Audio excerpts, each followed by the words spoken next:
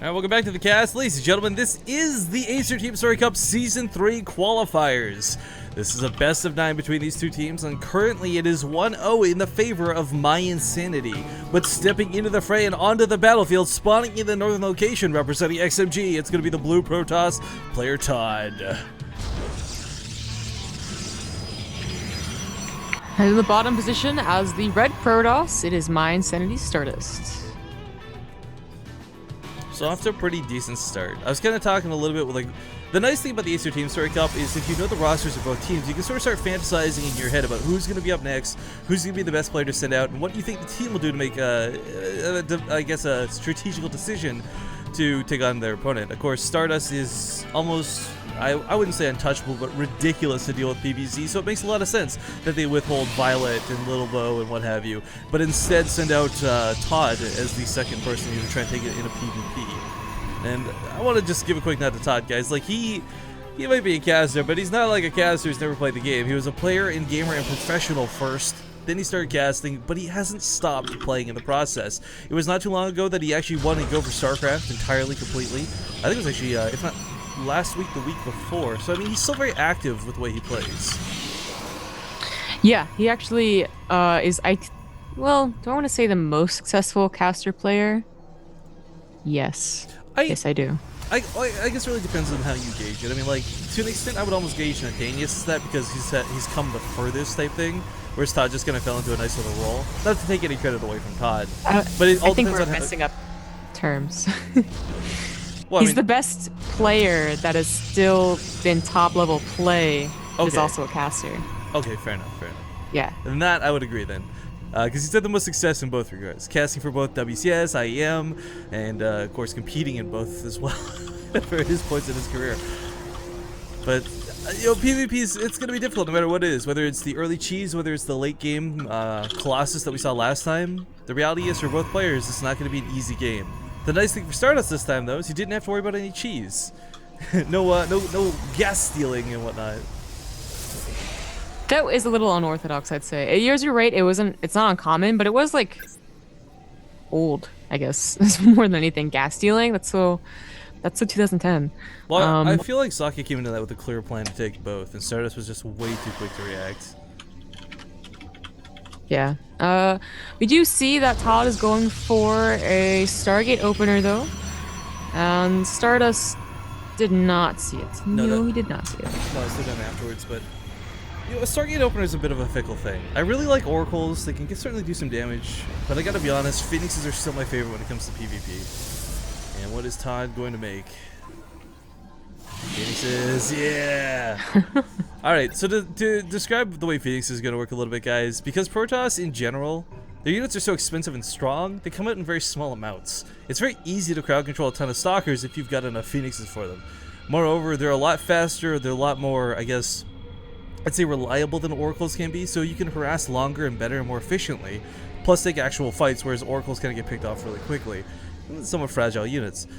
Phoenixes also, if they inspire Phoenix fights, are the most ridiculous. There's no unit in the game, I think, that mirrors itself and has more of a stupid fight than a Phoenix does.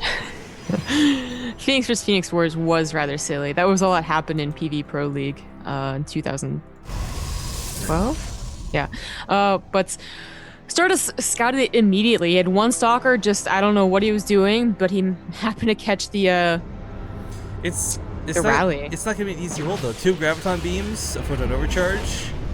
Yeah, these Stalkers might go down. I honestly did not expect Stardust to push in there. You know, he knew exactly what was going on, so, you know, him being a good player should have been like, bold, maybe I shouldn't put into this. But on the other hand, he did manage to force the overcharge, so that means no time warps offensively. He's gonna lose all his Stalkers, though. Well, maybe not all his Stalkers. Loses 2, yes. Though. That's rough to deal with. He could lose all his Stalkers if ToD was willing to chase, but you never want to. You don't know if they have 4 gateways behind that or whatever. Well, you know, beyond this, what makes it kind of scary is this sets up for a really nice contain, but in the weirdest way and the softest of a contain that you possibly can, because what Stardust is going to want to do is constantly leave like 5 Stalkers at home. He knows his mineral lines will constantly be under danger, so he can't push out again anytime soon.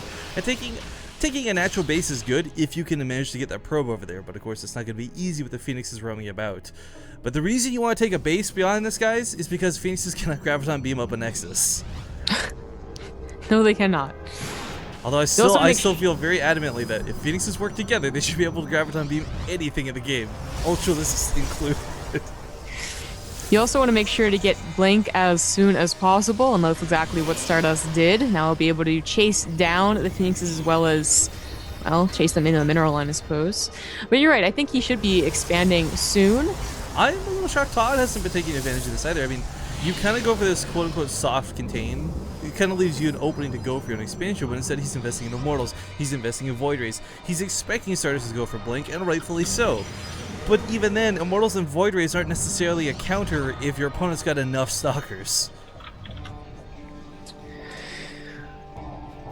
Actually, ToD is actually the first one to go for those Immortals. Stardust just now throwing down that robotic facility. Where's the Stalker still hugging the Nexus, a little bit scared about those Phoenixes. Knowing that they're nearby, doesn't quite know where they are. I'm surprised Stardust managed to actually sneak out a pylon behind this. Did ToD ever scout this? That was a long time ago, actually. I'm pretty sure. Yeah, so I mean, the nice thing about that is if the Phoenixes are looming around the base, it's very possible for Stardust to warp in a little bit of aggression behind this. Like if you know ToD's gonna move out, put 4 Zealots, walk it up to the main, get some free kills. It's kind of ToD's putting his Nexus down, but again, while not so late that it's devastating, I do feel like this should have been up much sooner compared to Stardust, at least. Observer's going to be out here in a moment's time, so these players are going to start getting that scouting information they've been lacking. Of course, for Stardust, is a little bit more important because he needs to know where those Phoenixes are in order to actually move around. Of course, the worst case scenario is if the Phoenixes manage to graviton beam up a sentry, a light unit will go down very quick with Phoenix Fire. Yeah. If you can get the Mothership Core, that's also a nice pickoff. It's going to be difficult. I mean, the Phoenix is getting low, but there's just simply not enough Stalkers here to straight up shut them down. And Stardust knows that I like that he left like 4 or 5 in the main too, because if he had pulled them all to the natural, then the Phoenixes would have just gone to the main. Their speed outruns Blink in a big way. And unless you really wanted to end the game soon, there's no reason not to. I always forget too, by the way, like Immortals are not massive units. I always expect them to be able to be like immune to graviton beam, but it's always so funny when you see an Immortal in the air and the feet are kicking around like a baby, like help me, help me. I suppose, yes. Phoenixes are actually, you know, it sounds silly. I kind of made like a really lame joke there, but when you graviton beam up an Immortal, it actually, Phoenixes are incredibly effective at getting that Hardened Shield stripped away immediately, because they hit twice and they hit pretty quick, so it's not exactly going to be your go-to strategy by any means, but it's, again, a big threat. A couple of hallucinated Phoenixes from Stardust, also going to scout the main of ToD. Sees the Forge researching. That's what he's also started his own +1. A single Void Ray. I really think ToD was expecting a bigger counterattack out of Stardust. I'm not sure why, because there's nothing to prompt it, especially when Stardust was retreating. But you know, early on when there's only 3 Stalkers on the map, a Void Ray is king. It's true. And I guess there was. I mean, I've seen some people throw in like a Forge and get like cannons in their main, and then they actually do an attack. But you know, if you have Phoenixes, you also have, you know, great scouting and map control. So you know, maybe you don't really need that Void Ray. And of course, I don't think he'll be using that Stargate anymore unless it gets really, really late. And then maybe he'll try and go into Tempests, which would be cool to see. We haven't something we've seen yet. To ToD's credit as well, he's actually lost nothing so far this game. Literally nothing. Yeah, he found the Found Line too, so that's been removed from Stardust's equation. Stardust has gone for the Templar Archives, and I actually really like this. And a big part of this, guys, it's not going to be for storms, it's going to be for feedbacks on the Phoenixes. If there's one really snap way to shut them down, when they come into the mineral line, feedback, feedback, feedback, done. Yeah. They're going to become less and less of a headache now that Stardust does have a Forge, just because, hey, you want to get +1. You can throw down a cannon in each mineral line and stop having to, you know, hug it. I'm a little shocked too about this more passive play out of both players. I guess not so much out of Stardust because he was going to force into this defensive stance, but a lot of the times in PvP, if you get ahead, you'll see someone else try and like poke or get, you know, a little bit extra damage done here or there. But Stardust actually has an army supply lead, and a more efficient army too, because 4 of these Phoenixes are eating up a lot of supply from ToD. Eventually, he will want to get rid of them. I mean, yeah. I guess you could argue that they could become clutch in killing a mothership core prior to an engagement or something like that, but Or maybe trying to catch Colossus like Vikings or something. yeah, maybe, yeah, Colossus. Although that is not what Stardust is going for. He's going for Immortals and No, but well, Charge right now. You're right though. I mean, they are going to be the least effective of all units available, and it just kind of feels like this is one of those situations where it's classic StarCraft 2. You let your opponents, like, you do a little bit of damage, you force a bit of a soft contain, but ToD didn't take a third. He didn't really get an advantage from it. Not that, again, it's always dangerous to think of third as a Stardust player no matter what, but he didn't really extend his early advantage over Stardust at all. So now he's going to even you out as we get towards the late game. Stardust does have a massive army supply lead. And again, it's not just that he's got bigger numbers down here in the overlay, guys. It's the fact that, again, 4 of those Phoenixes are eating up a ton of supply from ToD. You really think he had that much of an advantage in the early game? I wouldn't say an advantage to the point where like he could press and go for an all-in. But I mean, like, Stardust passive play, ToD's taking a third now, but I feel like he could have taken a third at this back base, especially at this back base, much earlier. I do like that he took the... Oh, never mind. I guess you saw the move out of Stardust. I'm not sure. Ah, yeah. I'm not sure if a unit got sniped though. There's no observer there. Could just be StarSens. I think he saw something, maybe Lucina Phoenix or an observer. I don't know, but there's definitely some reason he canceled that more than just he might be attacking now. You know, for Stardust, it's a shame he doesn't have those Colossus either, because wrapping around the back of Polar Knight at the natural base is the most annoying thing to deal with. Yeah. Okay, cannons coming down for additional defenses. ToD warping a couple more Templar, hoping to get some extra Archons into this, but Stardust actually with a Warp Prism. Not only does he have that front line warp in, but he can also lift up, go to the main if he needs to. And he's not relying on Colossus in the slightest, but neither is ToD. This Void Ray I feel is going to be pretty effective in this fight, but the Immortal count is 9 to 5. ToD's got a hell of a lot of Immortals, but I'm not sure if that's going to matter with this many Zealots involved with the fights. Double time warps going down on top of the army. This is going to look a little bit nasty. Choosing to disengage from this, though. Trying to draw the army out and more into that time warp. Going to focus the Nexus as he pokes back in. But Zealots and Archons colliding in the front lines. We got the Phoenixes lifting up with Graviton beams, the Immortals in the back, and they're kicking their legs like I said earlier, guys. But Stardust is losing a lot of his units, and a lot of it's to this Photon Overcharge. Yeah, I think he overestimated how far ahead his army was. He was only about 10 supply ahead, I believe. I'm not sure how much that... Actually, I guess it was pure 10 to supply ahead, but... Well, I'd say more like, quote-unquote, 20 because of the Phoenixes, but... Even then, well, okay. The Phoenixes, well, they really helped out. Well, that's what I was going to say. They Graviton beamed up the Immortals, and while they didn't kill the Immortals that they lifted, they took them out of the fight. That crowd control was huge, and... well, looks like Stardust wanted to take a third as a reaction to that fight. ToD knows where this thing's dead Zealot, though. It is still even. Stardust now a little behind on the army value, but nothing that's overcomable by, just good positioning. But thanks to ToD canceling that Nexus, it is still a-okay for Stardust to have taken that fight, maybe not done as much as he had hoped. You know, the Void Ray 2, we kind of joked around about like having the Void Ray just because. And while it doesn't have a lot of kills on it, guys, if there's like a damage meter in this game, the Void Ray will be pretty far up there because it just sat in the back, overcharged, or sorry, prismatically aligned, shelling away units. And I mean, it doesn't seem like much, but it attacks so fast that it doesn't matter what it attacks, it's going to be effective damage. I thought it was going to be killed immediately. So did I. Like, that's what ends up happening because the range just kind of sucks. Like, they end up floating to the front lines and getting picked off. And with the double time warps, too. Again, like, I'm shocked that didn't go better for Stardust. But top of that overcharge, way too good on defense. Still trying to posture around with these stalkers here at Stardust. Trying to get a free kill here where he can, but he can't, sadly. I'd be surprised if ToD actually pushed into Stardust because he might make the same mistake that Stardust did. And it was just lucky that Stardust was able to disengage. Yeah, I think they're just going to posture for now. They're both still going to be on very... Well, hold on. Warping coming towards the main. There are 2 cannons here, but a lot of Zealots will beat up cannons. Warping his own Zealots, but Stardust going to warp in his own Zealots on top of the Zealots that are warped in by ToD. Decides to cancel that action and goes for just to pick up to get out. The presence, keeping this Warp Prism alive, guys, is the same concept as the Terran dropship. The idea is not that it causes a lot of damage, like it can, cool, great, but it's more to catch your opponent off guard and force warp-ins defensively rather than offensively. And as we see, ToD's whole army's been brought back home. Well, I think that was just because why be out in the middle of the map, but... Well, no, but I mean, like, I'm just saying, if the warp is big enough, it will drive the entire army back home. But One thing too is Todd's. I feel like Todd's third is gonna be much safer than Stardust's. It does make his natural a little bit more exposed, and I say this with big air quotes, but oh, actually gets a little bit of position here. High ground vision. Oh, free immortal? Not free immortal. Well, not free. Yeah, certainly not free, but gonna go down either way. Void Ray gonna chase this off, and Stardust. It's cute. It's a nice little poke, but he doesn't get a lot for it. One immortal's not the biggest snipe in the world.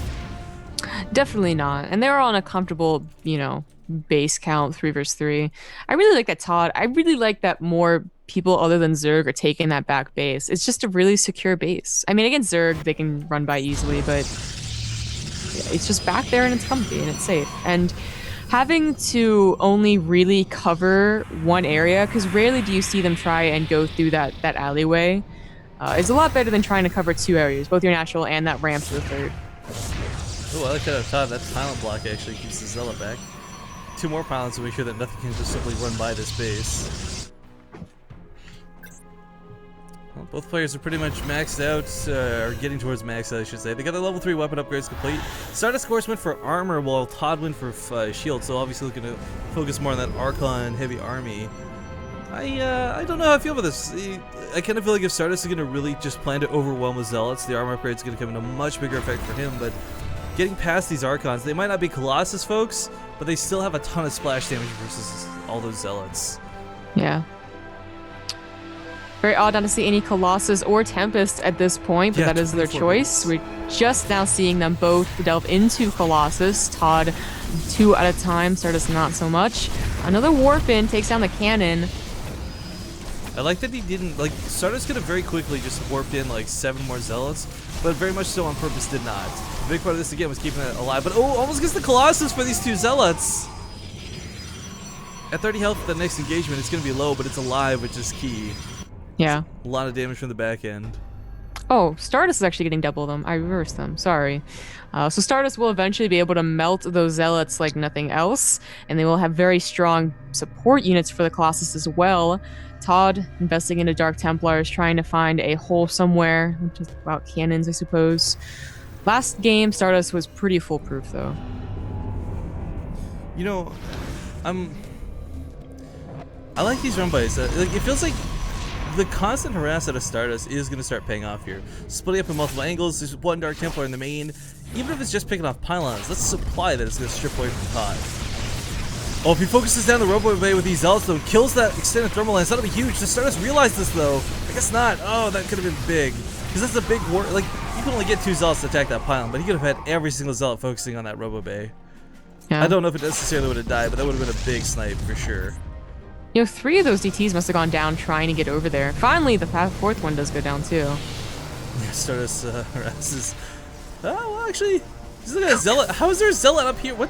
Okay, whatever. Cannons and plenty is going to shut this Dark Templar down. This force towards the north will be caught out. ToD, unfortunately, going to lose all these. And, you know, what's kind of key is look at the mineral bank right now. Look at the bank in general. I mean, ToD's got he's going to have a much harder time replacing his entire army, but Stardust may have to do a full recall, and that's not going to be fun, because... Ooh.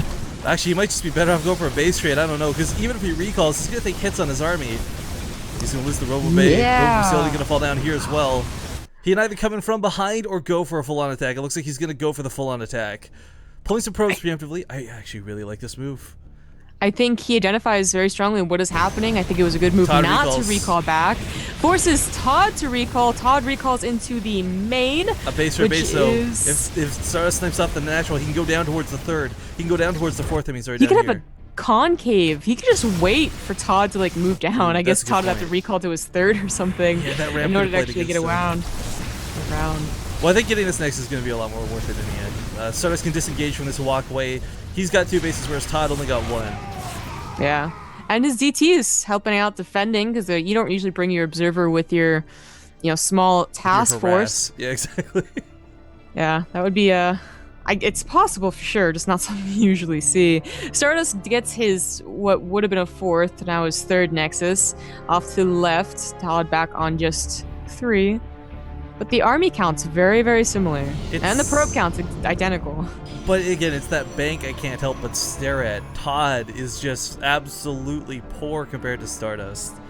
And Stardust is able to afford to expand. ToD actually can't afford to expand right now. He just has to take this base back to the natural.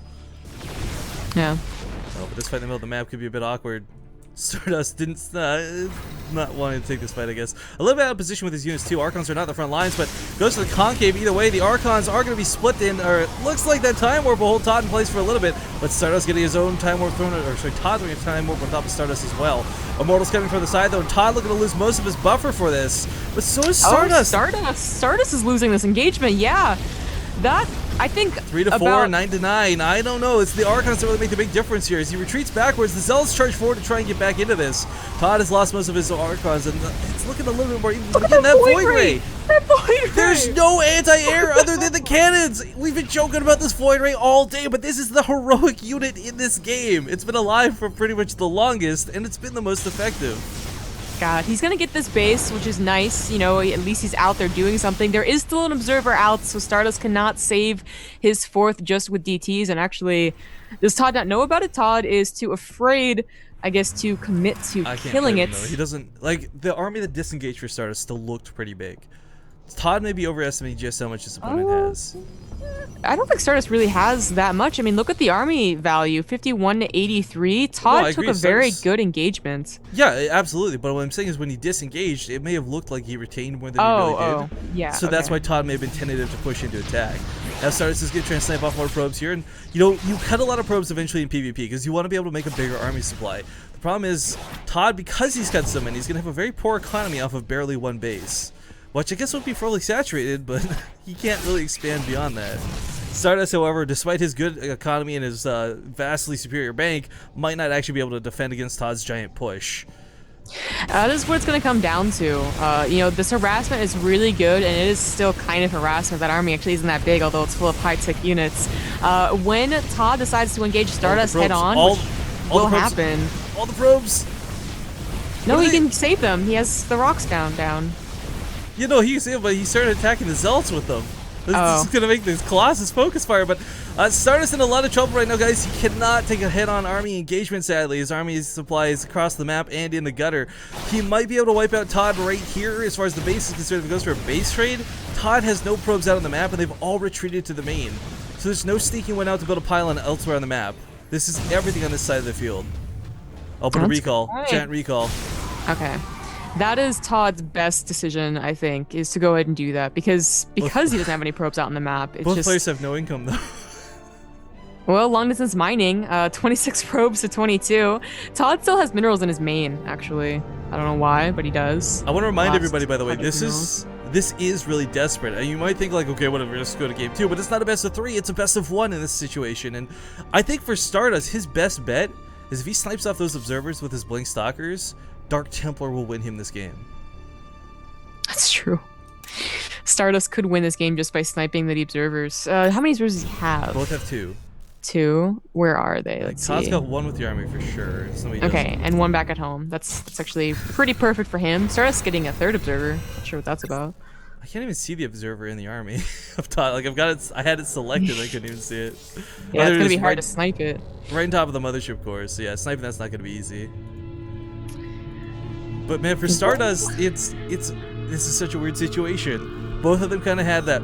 This is how I imagine the world's gonna end. Like we're gonna have that nuclear fallout of the war. Everyone's gonna kill each other, mutually assured destruction, and the scrapes of humanity, or in this case, Protosanity, is gonna try and recover from what little they can.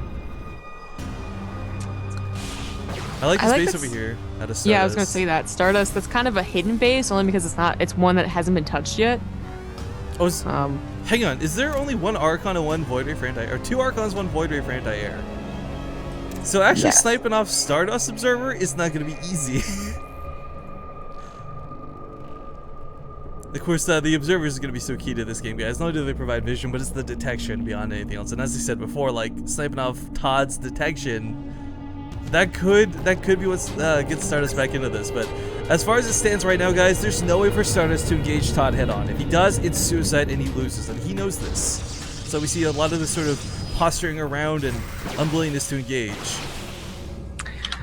By the way, the upgrades are in favor of Stardust. Still, actually, no, it's 2 armor. It's 2-1. Yeah, it just flips. Yeah, but 2 shields for ToD, which, I mean, they have more Zealots than Archons? Yes. I don't know actually the math on that one, so I'm not even going to try. Just assume they kind of even out. I'm not protesting enough to figure that out. But Stardust with his base back up, ToD with his base back up, starting to recover in this game. Come back in with the Stalker's gonna snipe off another Nexus. ToD's gonna have to cancel this. There's no way he saves this. And he wants those 400 minerals back. His army's kind of messing up. 400 minerals, ToD. ToD? Okay. Or 300 actually, sorry. Oh, goes for the Observer. Gets the Observer. Oh, nice. He has another one though. That just means that But it's in the middle of nowhere. What the hell?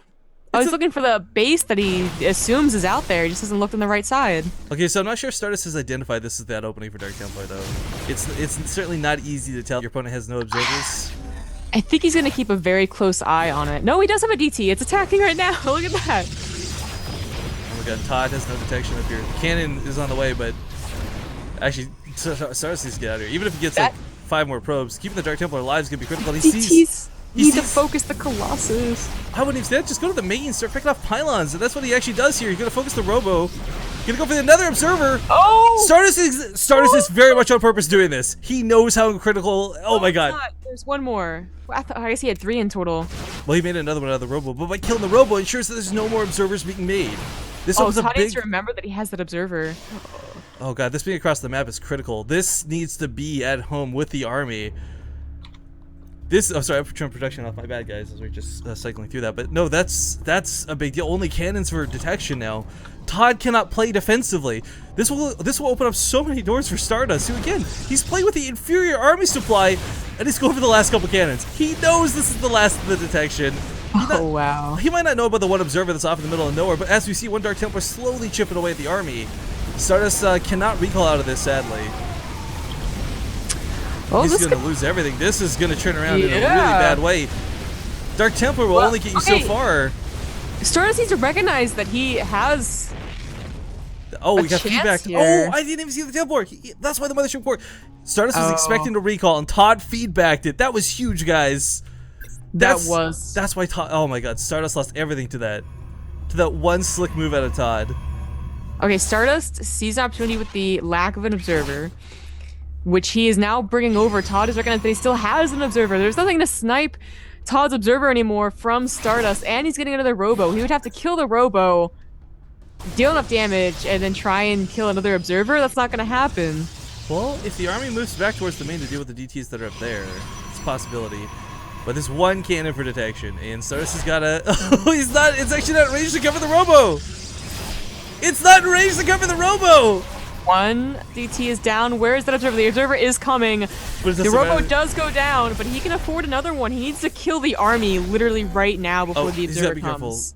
He's got to be so careful. He's going to see the Observer too. Here. This is such a heartbreaking moment for Stardust too, because I bet you he thought every single one had been sniped off. But the one that had been in the middle of nowhere, you know, this is kind of like, I don't know, I feel like almost like a Star Wars type movie where like you had this one hero hiding in the corner of the galaxy like Yoda, right? He comes back later to train Luke. Good game is going to be called, ladies and gentlemen. ToD will tie it up now 1-1 for mYinsanity, or sorry, for XMG. Puts it 1-1 with mYinsanity. It's a pretty good game. That was a pretty good game.